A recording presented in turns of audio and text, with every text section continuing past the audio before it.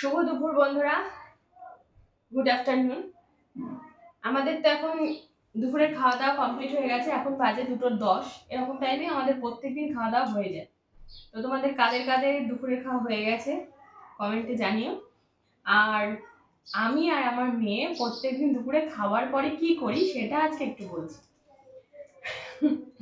আমাদের দুপুরে খাবারের পরে মানে ভাত খাওয়ার পরে মিষ্টি কিছু একটা খেতে হবে, যাই হোক কিছু একটা খেতে হবে। তো আজকে দেখছি ফ্রিজে মিষ্টি নেই। তো আজকে এই যে একটা দাদা কিটক্যাট দিয়ে গেছিল, দুটো কিটক্যাট দিয়েছে এরকম।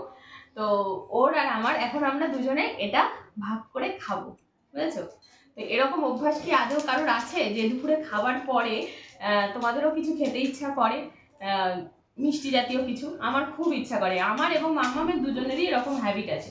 অন্যদিন মিষ্টি থাকে, মিষ্টি হোক লাড্ডু হোক কিছু একটা খেতেই হবে মিষ্টি জাতীয় জিনিস। তো চলো এখন আমি আর মাম্মাম দুজনে ভাগ করে খাবো এটা।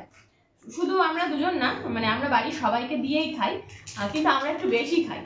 আমি আর মাম্মাম একটু বেশি খাই আর সবাইকে অল্প অল্প করে দিয়ে থাকি আমরা।